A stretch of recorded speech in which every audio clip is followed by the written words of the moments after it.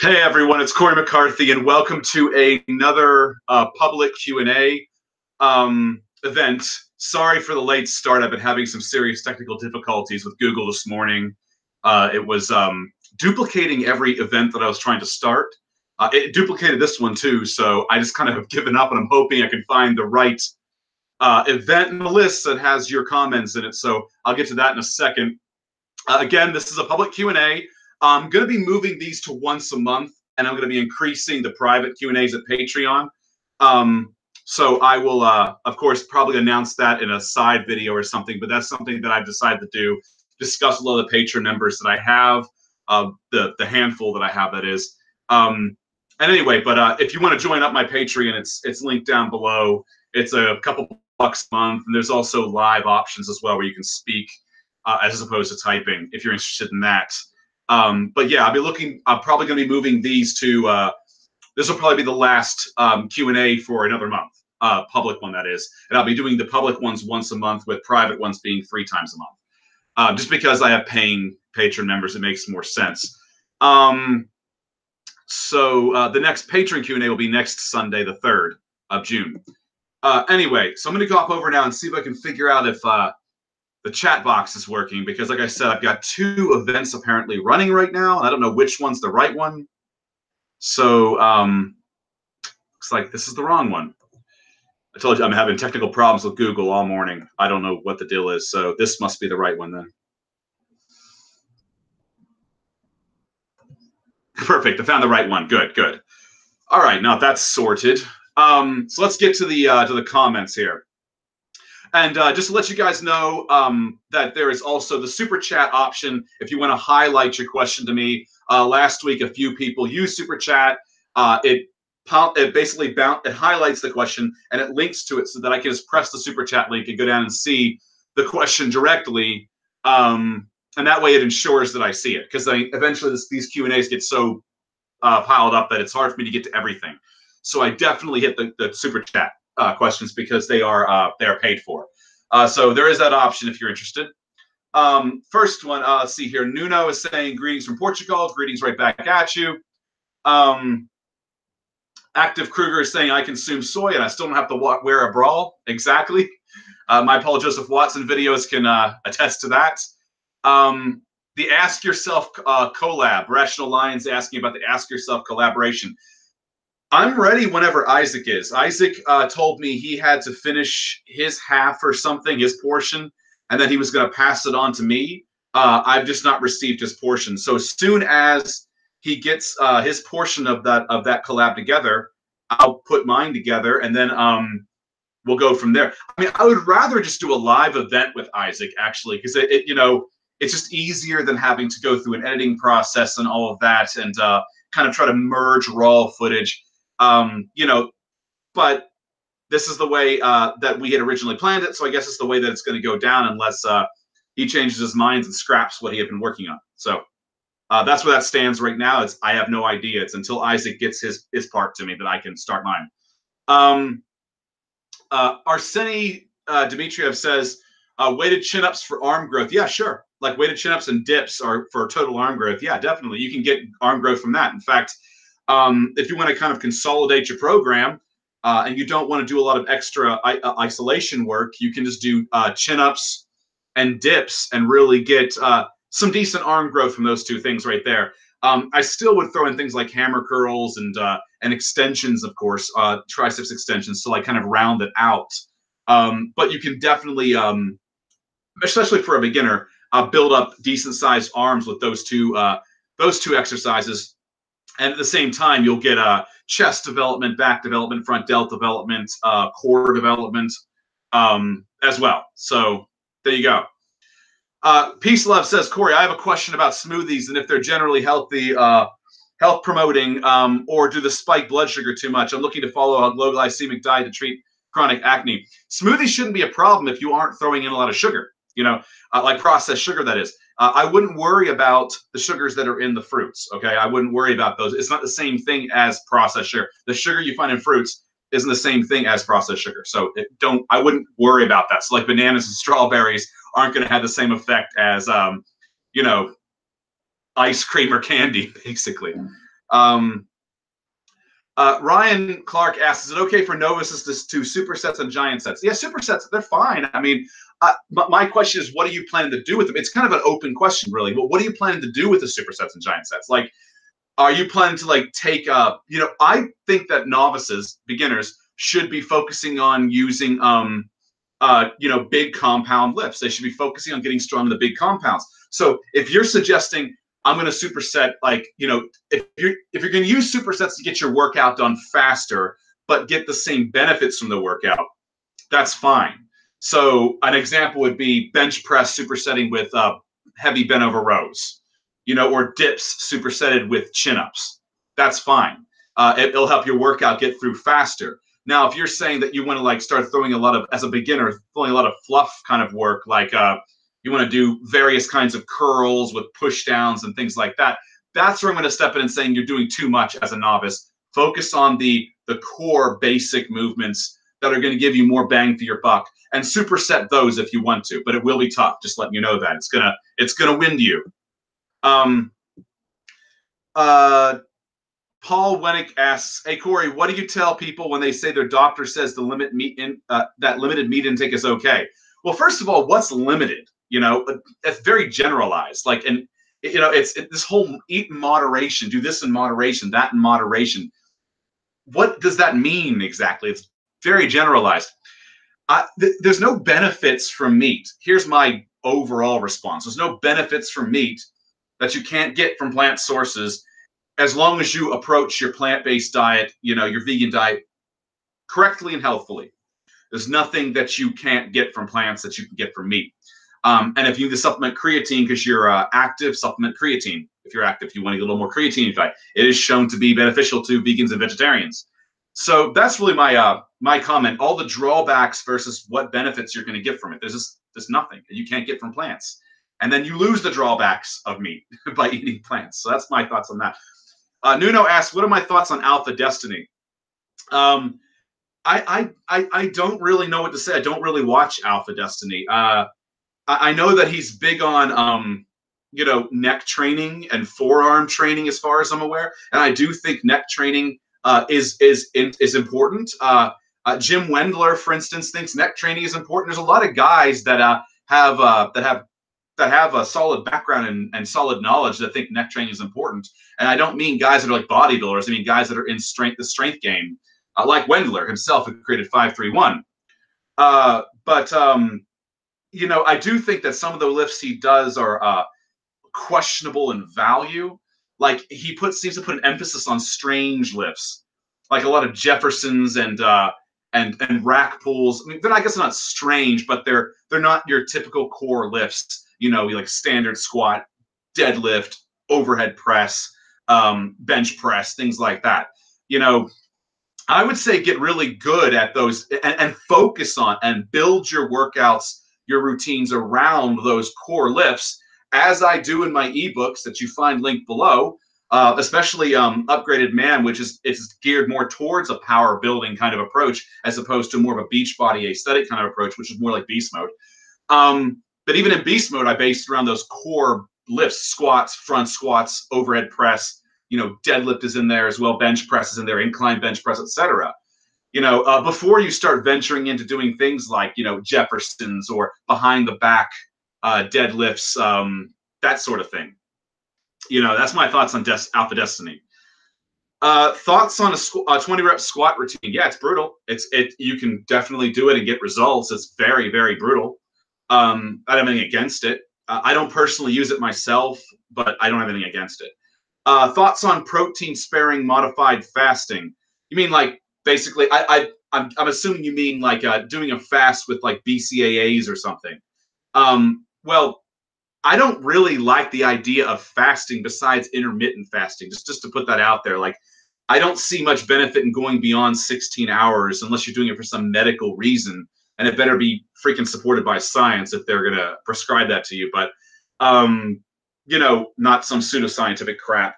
But I don't see any benefit in going beyond the 16-hour and 16-8 intermittent fasting. And in that time frame, yeah, if you want to work out in that time frame, throw in some BCAAs before you train. If you're training fasted, throw in some BCAAs. Otherwise, just get through the fast as you you don't necessarily need BCAAs during the fasting phase, and just start eating, and that's that. Let's see here. As a passionate cigar and pipe smoker, I'm worried about how my habits can affect my skin. I apply jojoba oil. I think that's how it's fucking pronounced. I don't know. Once per day to keep my face hydrated. Could you recommend moisturizing skincare method? When it comes to moisturizers, there's some things that are more anecdote. There's some things like vitamin C ingredients that actually do have some benefit. For instance, vitamin C has been shown in research when applied topically to improve.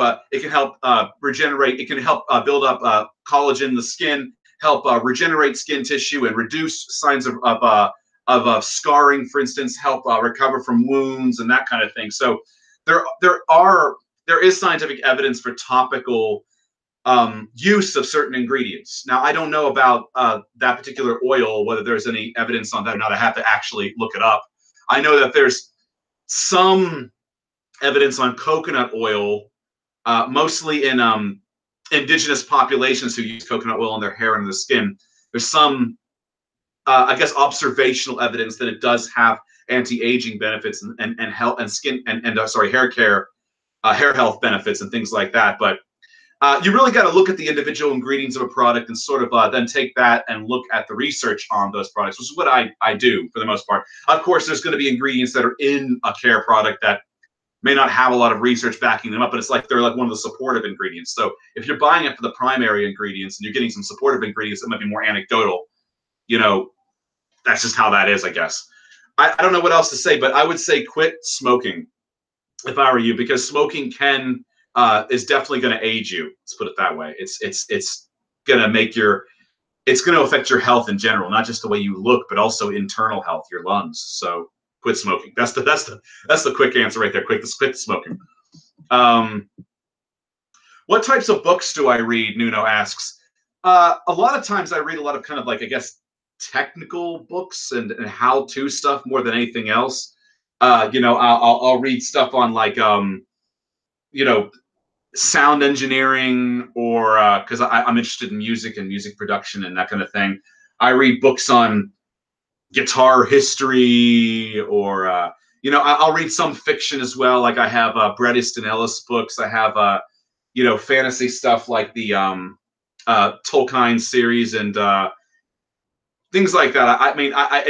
I definitely read a lot more technical stuff because I can kind of like read through it, put it down, skip through, and read sections I want to read and reread sections I want to read, as opposed to having to follow something the whole way through as you would with a novel. And being ADHD, it's a little bit difficult for me to sit there and like just make a lot of time for that and come back to it because I have so many things I'm trying to do, which is why I don't watch a lot of YouTube. Is the ice cream fitness program a good program for novice lifters? The amount of volume is incredible. I haven't really looked at it that closely. That's Jason Blahal's program. Isn't it basically just based around strong lifts or something? Or yeah, I think it's based around strong lifts if I'm not mistaken. Or yeah, I think it is. Like it's basically just a 5x5 pro. Yeah, I mean if you're a novice, just do something like strong lifts or the Bill Starr 5x5 or something like that. Or I guess if the volume's too much for you in ice cream fitness.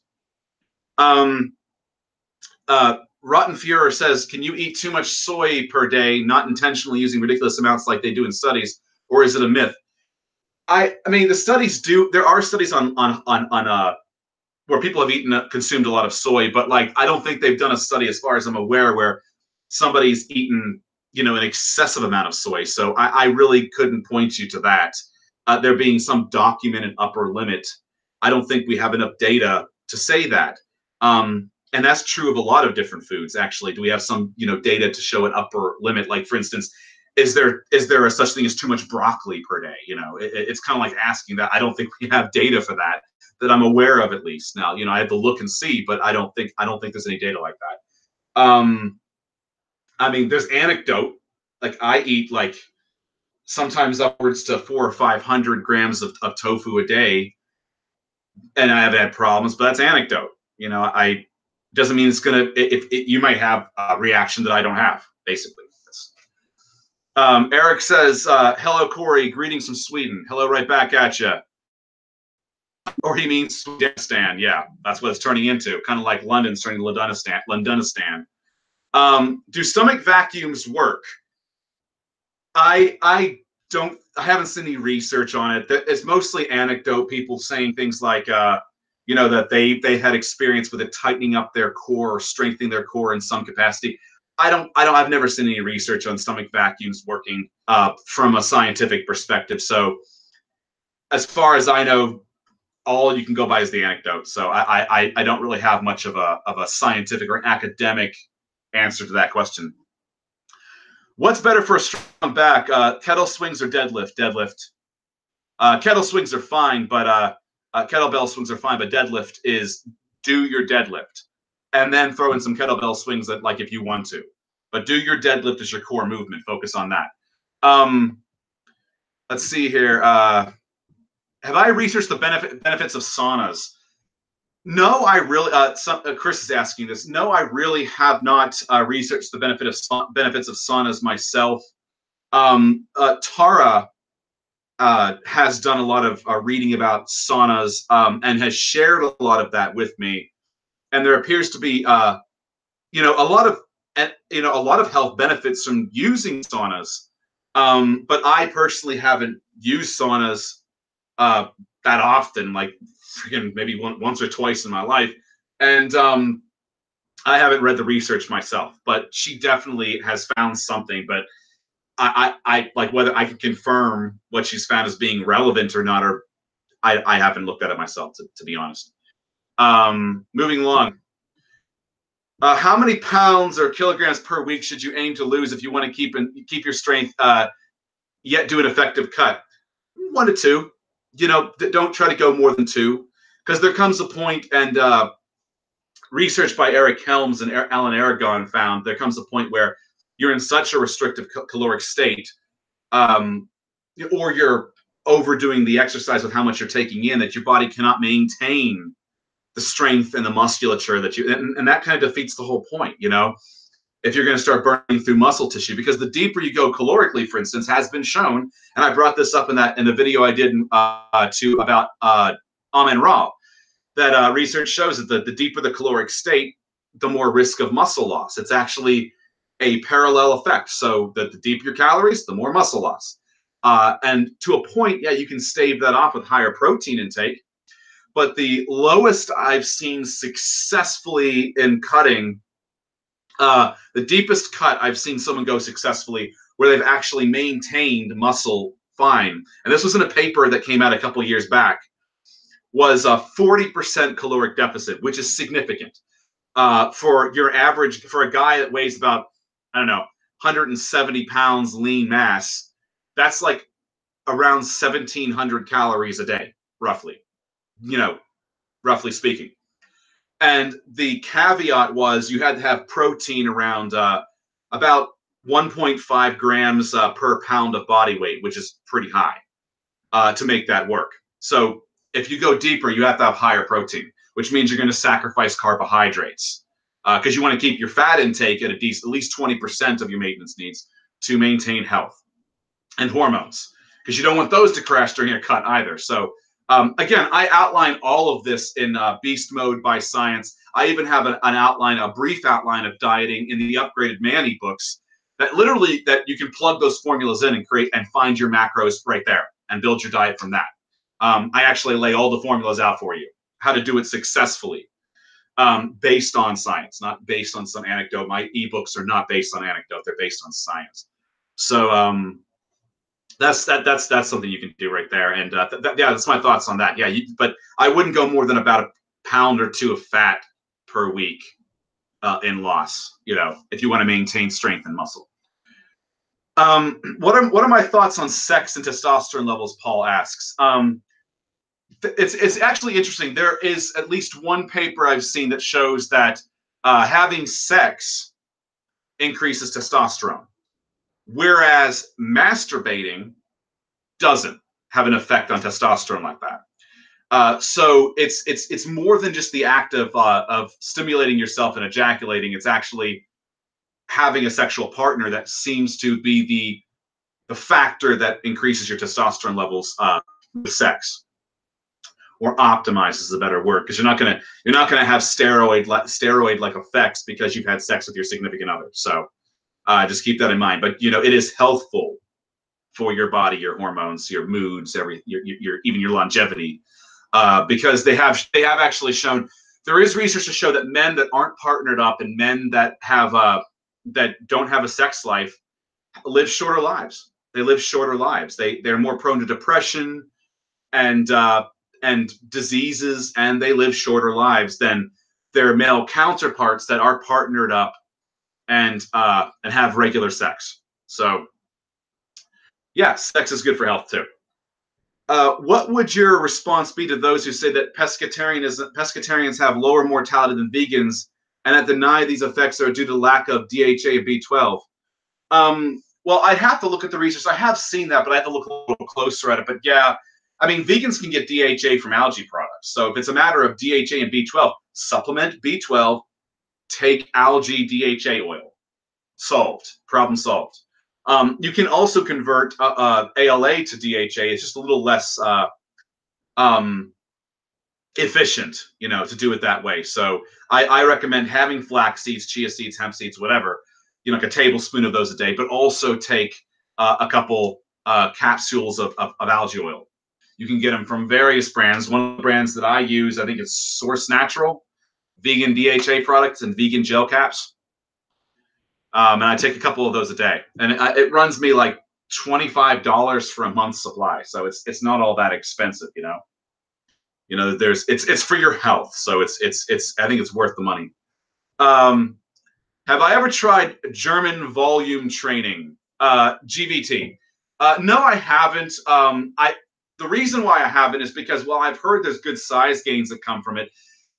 People who have tried it, there's a decent amount of anecdote from people who have tried it. I don't know about research, but decent amount of anecdote that shows that people came back from GVT being larger, but being weaker than they were when they started GVT. So their bench press and everything else went down in strength.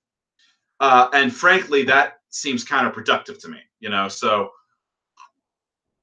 it's for that reason that I never really did GVT myself. I never followed it.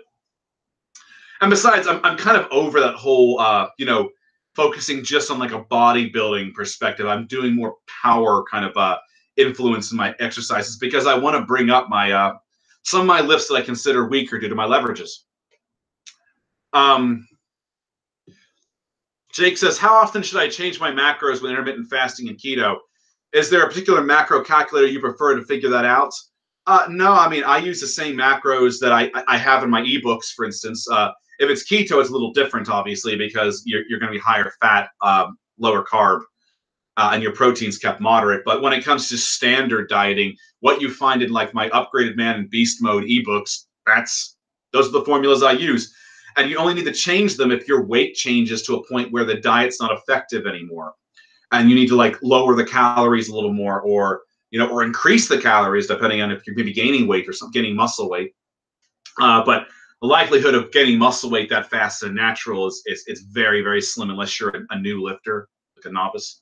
But for like more advanced or intermediate lifters, the likelihood you're going to need to change your calories all that much to make up for,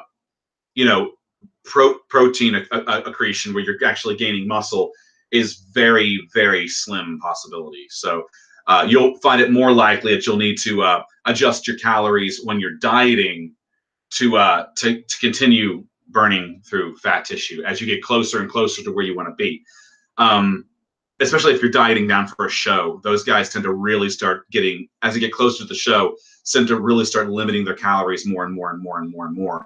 But I don't advocate that kind of thing. But if you are a competitive bodybuilder, that's different. But if you're just your average guy who wants to look good for the beach, I say get yourself to 12% body fat. It'll look really good. Be muscular with that, and you're good. You're good to go. Let's see here. What are my thoughts on the rising amount of people with autism? Any tips on how to prevent it? I need to research that topic a little more. There's a lot of things that people claim cause autism, like like vaccines and shit. I mean, I'm not part of the anti-vax crowd. You know, they're definitely. It never came out because I never got around to doing the video. But I was planning a video on flu vaccines for a while, back during the flu season, this past winter. But I just never. It never eventuated. But while doing research for that video, initial research for that video, I did come across some correlative data that shows that there is a risk of autism in children from mothers who get a flu vaccine while they're pregnant. Now, the study authors said it's pure correlation, that it's not definitive enough to actually say that, yes, flu vaccines cause autism, but it's enough to worry the researchers, where they say that further research needs to be conducted on this because there is a worrying correlation there. But at the moment, it's just correlation. So if there's something more than correlation, I'd like to see the research. I'd like to see the methods they use, the controls, everything like that, to see how they reach that conclusion. So as it stands right now, I'm not anti-vaxxer for that reason. Now, there's other things in flu vaccines and vaccines in general I don't like. From a vegan perspective, you know, there's fertilized chicken eggs. There's shit like, you know, formaldehyde and other crap in vaccines that are just, that's now you want to put that in your body. Now, I could go on about the subject quite a bit, but the thing about those ingredients is this, that the government says that they're in amounts that don't cause toxicity. But then, are you getting exposure to those things in other parts of your life that might, like mercury, for instance, like people who get flu vaccines are getting mercury in their body. And then maybe they'll eat fish or something else, like if they're not vegans, and they might get more mercury in their body. And then it's that compound effect you have to consider as well. So it may not be toxic standalone, but as human beings, we're doing different things. We're exposed to different things throughout a given day. Where else are we getting exposures from that just kind of compounds the matters? That's what it comes down to. And that's my problem with vaccines. But I'm not necessarily anti-vaxxer. But I do have questions, okay? That makes any sense. Wow, somebody just gave me $100 super chat. So first of all, thank you. Wow, thanks. This person's from Monterrey. They said, Monterrey, Mexico. They said, nice channel, man. It's easier to be vegan with guys like you putting the truth out there. Keep it up. Thank you. And I mean, wow, just thank you for that super chat. That's unbelievable. Thank you very much. Wow. That's all I can say to that. I really appreciate that. And thank you for your kind words. Let's see here. Ryan goes back to saying his giant set is squat, bench, and pendlay row. Last I checked, giant sets had to be 4 exercises. I could be wrong about that, but last I checked, I thought that giant sets were 4 exercises back to back. So that would be a tri-set right there. So it'd be like a squat. That's a fucking squat, bench, and pendlay back to back. Wow, that's pretty. That's gonna bomb you, dude. I would say superset 2 of those. Okay, this is what I would do with that, because that might bomb the shit out of you as a novice. Do your squats, do them straight set, okay?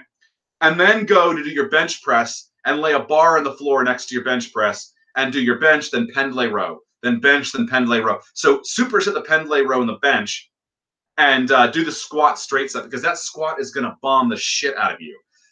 It's the same reason that I wouldn't recommend superset something with deadlifts, because that's going to bomb the shit out of you.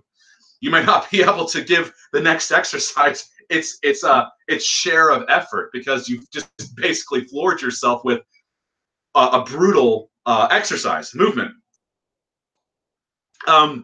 Do I think Misha Geniak is natural? I don't even know who that is. I've heard the name before, but I don't know anything about them. So I can't comment. I remain agnostic on that one. Let me see here.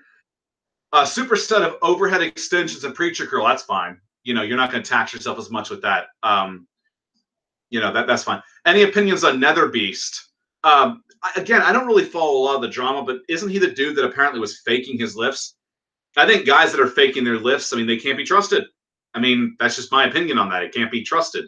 You know, why fake your lifts? Listen, if you're bad at something, if your lift is not, or rather, if your lift is not the best, just admit to it.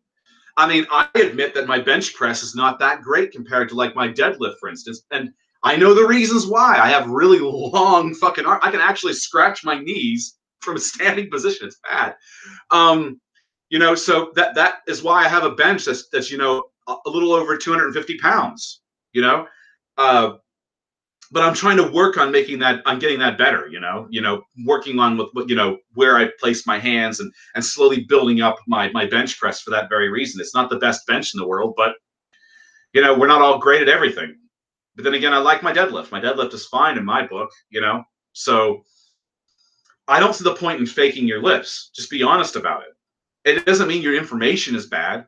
You know, if somebody's faking their lifts to make themselves look better to sell products or something, that's shit. Because just because your lift is not the best doesn't mean your information is bad. Look in the world of powerlifting. There are guys who specialize, for instance, in the bench, and their deadlift is like, it's good, but it's not great. Or there's guys who specialize in the deadlift, but their bench is like, you know, decent by powerlifting standards, but it's not the world class. It's not the top level amongst the powerlifters. There are people who beat them out. So they specialize in a given lift. That's you know, I don't see the point in faking it, you know. Just because you may have reasons why your given lift is not the best compared to somebody else doesn't mean you don't know how to do the lift. So, you know, we're all built differently, you know, and we're all going to have different, you know, challenges. Like you might be able to squat better than you can, you know, bench and overhead press, or deadlift better than those two. So that's my thoughts on that. I just don't see the point unless it's purely for ego. I don't see the point. And then what's the point of that, really? What are you getting out of that? That's kind of narcissistic, if you ask me. That's just my opinion. Do I listen to any speeches from Jordan Peterson? If so, what are my thoughts on him? Jordan Peterson, I've listened to some things. Like I watched his debate recently where I don't know the people's name. There was like some black dude and some chubby white chick from the New York Times that debated him on political correctness, I believe it was. Stephen Fry was in the debate as well. And it was infuriating listening to that guy telling Jordan Peterson, just repeating over and over again like a broken record, that, you know, you're like a privileged white angry guy or something like that. It's like it's like same old left-wing, far left-wing arguments that just, it's like ad hominem. It's not a valid argument. Fuck off. Come with facts or fuck off. Peterson, overall, I don't have a problem with the guy. You know, I think he has a lot of valid things to say, especially from the perspective of somebody who's into psychology. I do think there's subjects he dances around, but you know, different discussion, a different day. There's some areas I think he kind of dances around because maybe he's afraid of diving into them, because of the backlash that would have caused if he starts discussing things. Like one example would be IQ. He seems to dance around that particular topic, and you know, that's where I don't align with him, is that, you know, he'll talk facts on some things and he'll just ignore the facts on other subjects, other topics, because they're difficult. Anyway, see here. There's a recent study from Finland about cutting all-cause mortality by 30 to 40%. I'm trying to I guess that's having to do with saunas. Yeah, I think Tara mentioned something about saunas reducing disease risk, reducing mortality, having anti-aging benefits, having cardiovascular benefits. Again, I have not looked into the sauna stuff myself, but that is definitely an interesting find. 30 to 40% reduce all-cause mortality. That's pretty significant. That's actually higher than the vegan reduction in all-cause mortality, if I'm not mistaken. That's pretty significant. So, like, if you're a vegan who does sauna, and that actually is a valid data that you have right there, valid finding, you know, wow, that's you're working yourself becoming like an immortal, basically. You know, immortality is impossible, but, you know, you're working yourself to having a nice, long, healthy life, basically. Jake says, thanks a ton for doing the Q&A. I'm super grateful you take your time to do this. You're welcome. Let's see. I'm on a water and ice diet. Thoughts? Just kidding. I hope you're kidding about that. What are your top 5 favorite movies in terms of epicness? I love your work on veganism and anti-SJWs. Greetings from Sweden. Speaking of Sweden, I wish you guys the best. I hope you guys fix this problem you have in Sweden at the moment. The social, the economic, the cultural, the crime. It's like a fucking package deal right now for you guys. I hope your people wake up and fight back. Kind of like how London's doing in some degree right now with Tommy Robinson having been arrested. But back onto your question. What are my top 5 favorite movies in epicness? First thing that comes to mind is Aliens, the sequel to Alien.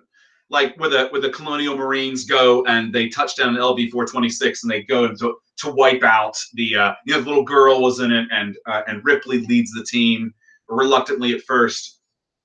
Aliens is, in my opinion, one of the best fucking movies ever made across any genre. Like, I mean, it's the series, Alien and Aliens. Alien 3, I mean, I kind of count Alien 3 and Resurrection as part of the series, but they're not as good as Aliens and Alien. So definitely, though, that movie, of the 4, not counting the prequels like Prometheus and Covenant, that I love Aliens, the sequel from like 88 or 89, whatever year that was. That was an epic fucking movie. Braveheart is another epic movie, in my opinion. I don't know if I'd call it one of my favorite movies of all time, but it's definitely an epic film. The Patriot is pretty fucking epic. Lord of the Rings series is pretty fucking epic. I mean, at this point, I'd be verging past 5 because there's so many. I could name every fucking Hobbit and Lord of the Rings movie and call those epic as well. There are others too. I have to give it a. I mean, you could argue the Terminator series. The Terminator, like T2, for instance, is pretty epic. But I don't know. That's my thoughts right there on that. I could go on and keep listing more and more and more movies that have an epic appeal, but those definitely come to mind like right off as being epics. Star Wars series, Christ, those are epic as fuck. There's so many options, really. But again, you're breaking past 5 at this point. Do I take a protein powder supplement? Yes, I do. I use it post-workout because it's convenient. I have usually at this point about a scoop a day of protein. I have it post-workout. Actually, linked down below, you'll find the place I get my bulk protein from. And there's even a coupon code out there. It's actually my affiliate code. So if you use it, you get like 5 to 10% off depending on the size of your order. And I get a kickback from that for my own purchases on the same website. It's really good because they have a lot of vegan protein options. You can make your own customized blends. I do a blend with like pea and hemp, and I used to do a pea, soy, and rice blend, but I've recently moved, and I think I did a video about this about half a year ago, where I've moved more towards a pea, hemp, what else is in there? Alfalfa, and I can't remember the other fucking ingredient. But it's pea, it's hemp, it's alfalfa, and something else. I can't remember what the other one was, but there's a 4th protein in there that I mixed together. It's got 22 grams of protein per scoop, and it's very similar. It's like my version of Vega Sport without having to pay like $50 to $75 for a container of it, because buying in bulk is just cheaper, and the flavors they have on True Nutrition are awesome. They just released a cookies and cream flavor, and it's really nice, and it's vegan, by the way. They use vegan ingredients to mock cream, for instance, like vanilla, I guess. Let's see here. Spinach or kale, which is better? Preference for me, I find spinach better. I'm not a fan of kale. Kale feels like I'm eating razor blades. So, let's see here. As a meat eater and a dietary protein mainly by eating eggs, I'm trying to understand what you're saying. So I guess this person eats meat and eggs. What vegan options could I switch to? Tofu could replace both of those. Mock meats could replace the flavor of the meat if you miss that, but tofu will do a great job at replacing both of those. In fact, when I stopped being vegetarian in 2013, eggs were at the time my primary source of protein. when I was a vegetarian. When I stopped being a vegetarian, well, cheese as well, but when I stopped being a vegetarian, I replaced eggs with tofu when I went vegan, because high protein, decent amount of low carb, decent amount of fat. It mimicked eggs, whole eggs, to pretty closely in the macro department. So that was my my go-to when I became vegan, was throwing in the tofu there. And now I currently use things like mock meats because they're, a lot of them are pea or soy based. Sometimes they have wheat based ones or a blend of all of those. And you can find like that they're also pretty good for macros if you're eating a tight diet. So like they'll be lower carb but high in protein. It gives you a little variety from eating tofu all the time. If you want a little flavor variety, because when you're dieting, you kind of want flavor variety if you can help it. Let's see here. Let's see. Connor saying food is understood as one of the main pillars of culture. Many traditional dishes are a way of people keeping those traditions. Some include meat and animal products. Thoughts and comments on this?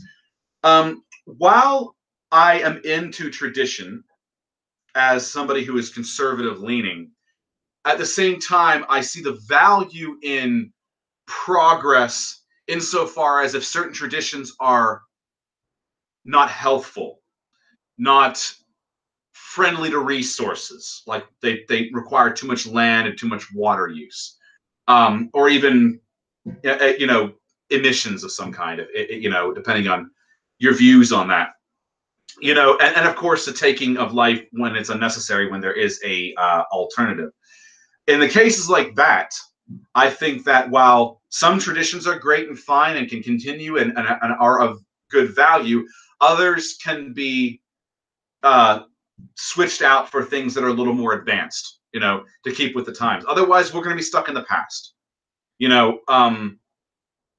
So that's my thoughts on that. I take traditions on an individual level of the individual traditions, and I look at them in that regard. When it comes to meat, there are just simply alternatives that are more healthful. Do we want to die at the age of 40 like a lot of our ancestors did? Or do we want to live to a ripe old age and if we're healthful, enjoy that time, have quality time, and spend time with our families, etc. That's one example right there. So that's my thoughts on that. Let's see here. Why do I hate Varg Vikernes? I don't hate Varg Vikernes. Anyone who says I do hate Varg is lying. Varg and I ultimately are on the same page when it comes to protecting Europe, her culture, her traditions, her her way of life.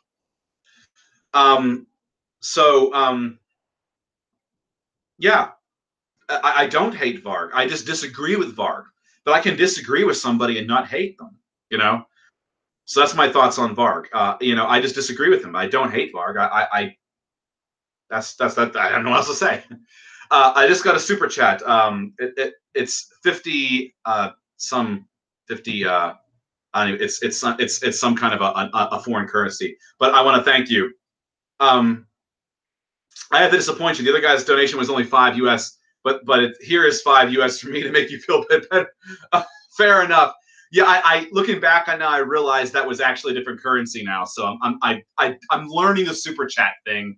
I'm not fully fully aware of how it presents itself. I wasn't sure if like that was like initials or something, but I'm realizing now because I'm just now beginning to really realize I even have access to the super chat thing last week. So yeah.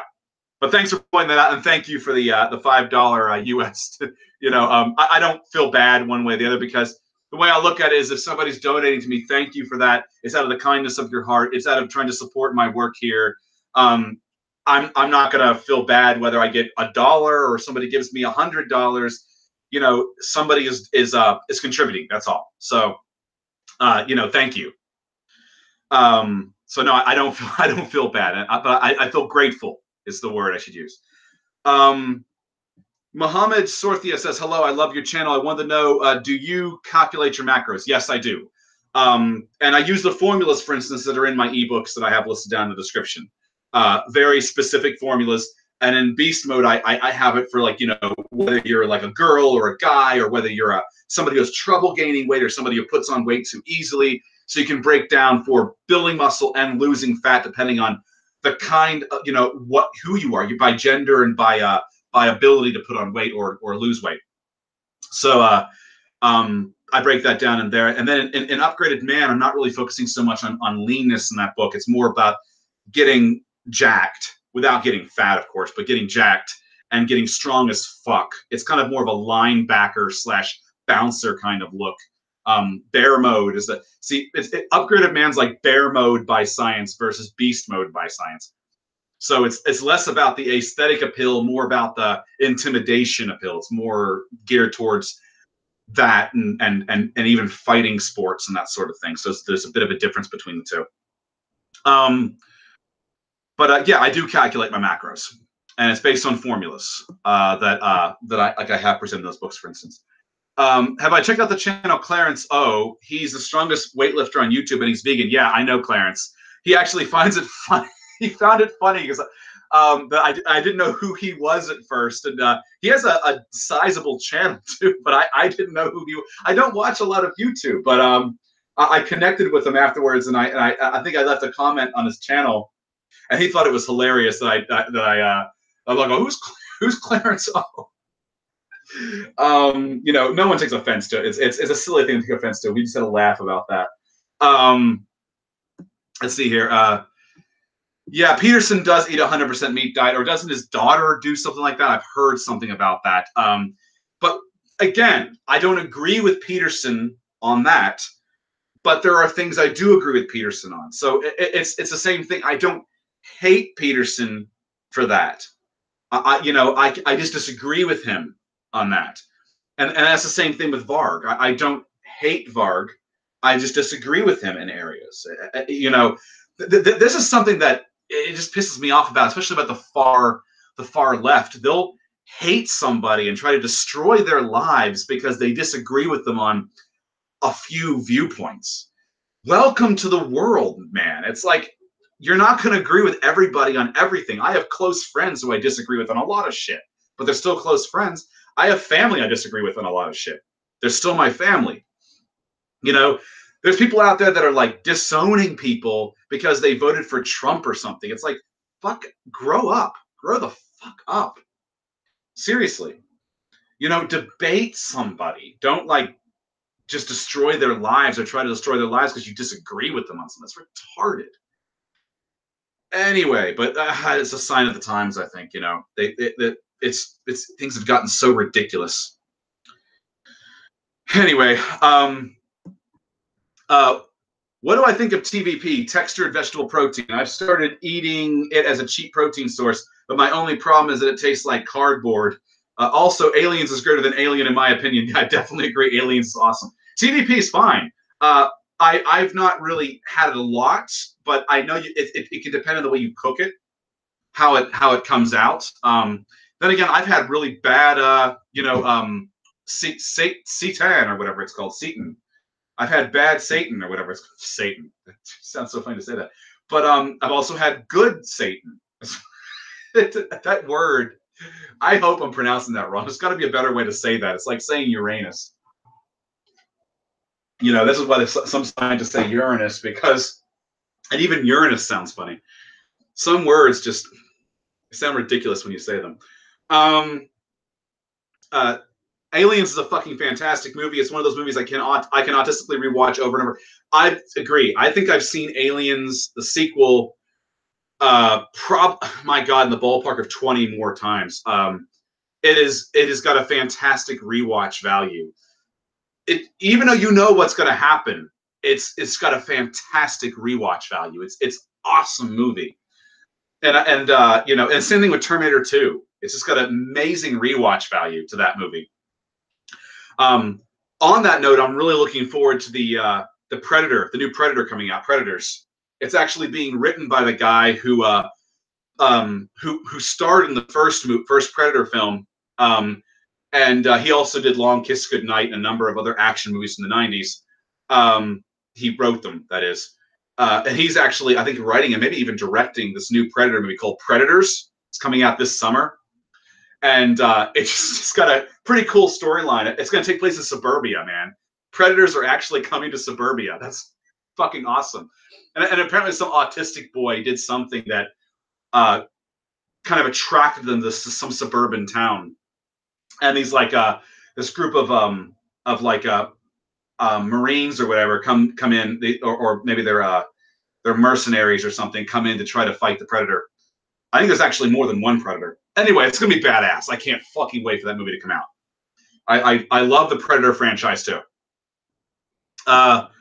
What's my political or religious beliefs? Alfred von Erickson asks. Religious beliefs, I'm agnostic on the matter of a god or any god existing. I'm not you know, I don't have evidence to believe, and I don't have evidence to disbelieve.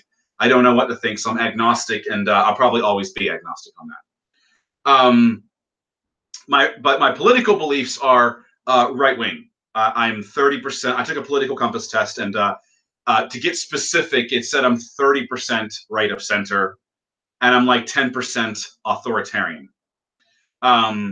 which is obviously offset. I'm not far right or far authoritarian because I'm offset by having maybe some liberal beliefs and having some libertarian beliefs as well that offset that to make it 30% right and 10% authoritarian. So, you know, so that's where I stand in that regard. What's my thoughts on 1 meal a day? That's fine. Eat 1 meal a day, but make sure that you get all the calories you need in that 1 meal a day.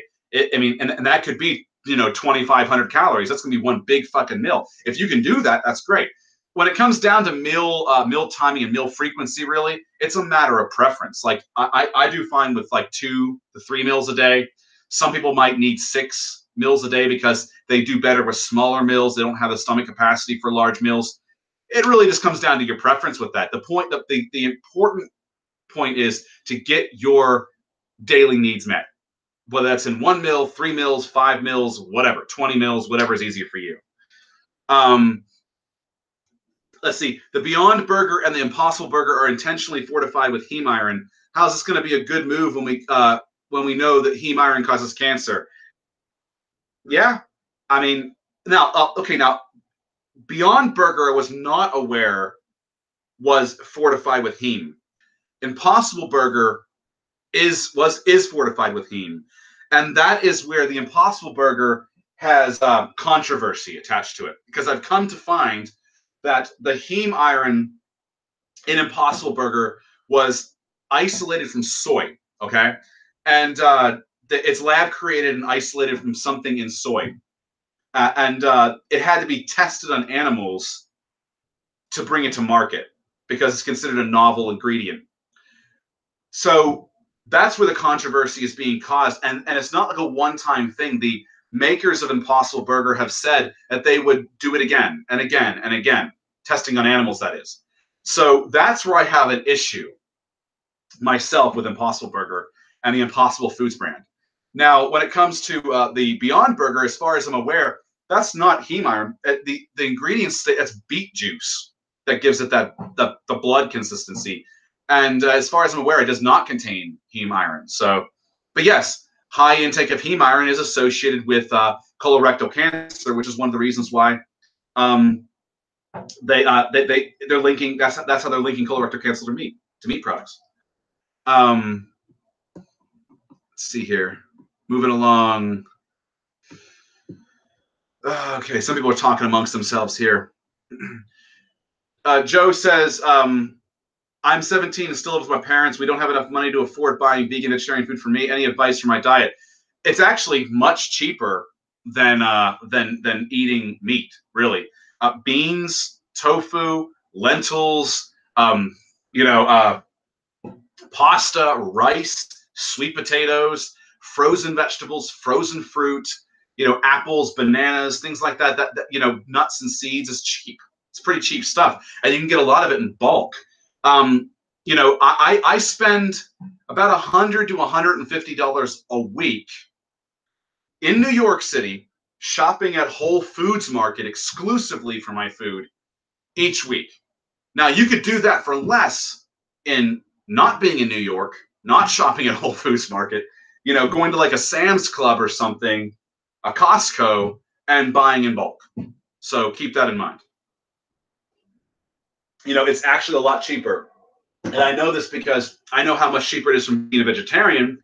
And I know how much less I spend on groceries than people I know that are close to me who do eat meat. And they don't necessarily shop at Whole Foods. Thoughts on gluten? Is there any evidence that it's not healthy for those without allergies?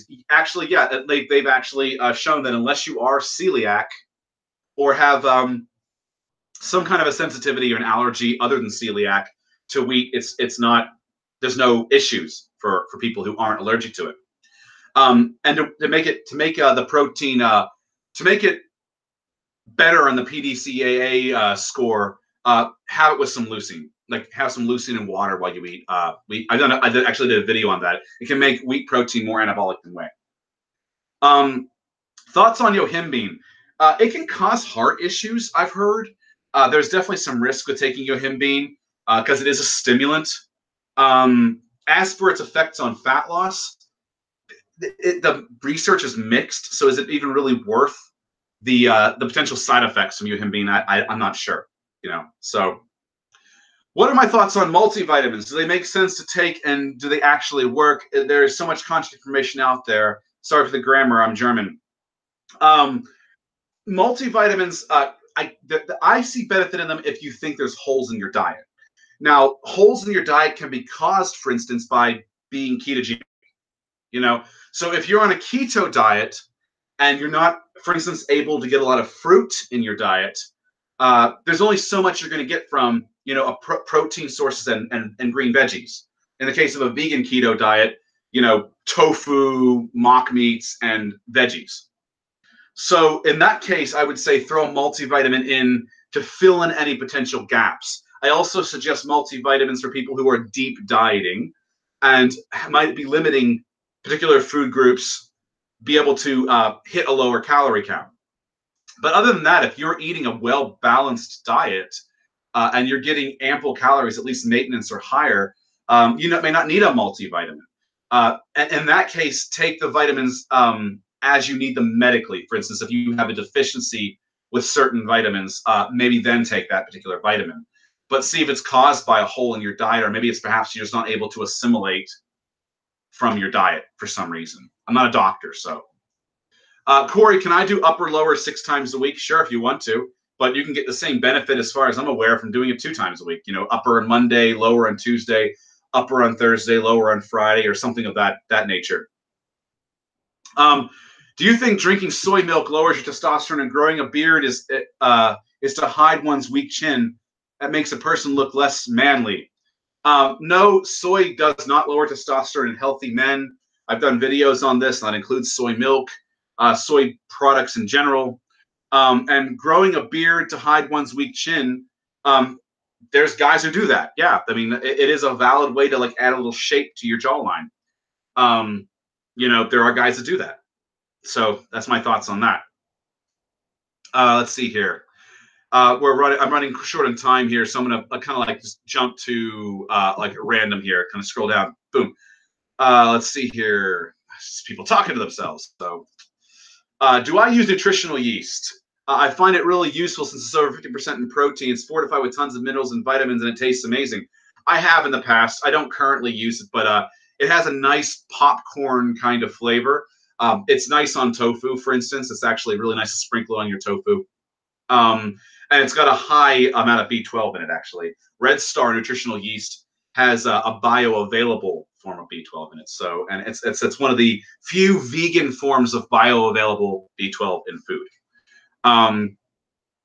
Would I class myself as a soy boy? Insofar as I eat soy, yeah, I guess in that regard, I guess I must be a soy boy because I eat soy. But insofar as that I embody the meme sense of a soy boy, no, I would not consider myself a soy boy in that regard. So are we looking at the technical sense, or are we looking at the meme sense here? That's what it comes down to. Technically, yeah, I eat a lot of soy. But you know, I'm not, you know, an uber left-wing feminist, open borders, you know, non-lifting, mouth agape, into cuckoldry kind of dude. I'm not one of those kinds of guys. So I don't fit the persona of the soy boy at all. You know, so that's my thoughts on that. So I'm going to just scroll to one more random question. Oh, there are no more questions. I think that was it. So I'm gonna let it. I'm gonna drop off at this point the Q&A. Thank you all for tuning in. Again, if you want to check out some of my products and services, or get on board with my Patreon, because I am planning on shifting to one public Q&A a month and multiple private Q&As a month, you can do so down in the description. It's all linked down there, including the vegan protein stuff I mentioned earlier is all linked down there. Thank you guys for tuning in, and I'll see you all in the next video. Take care.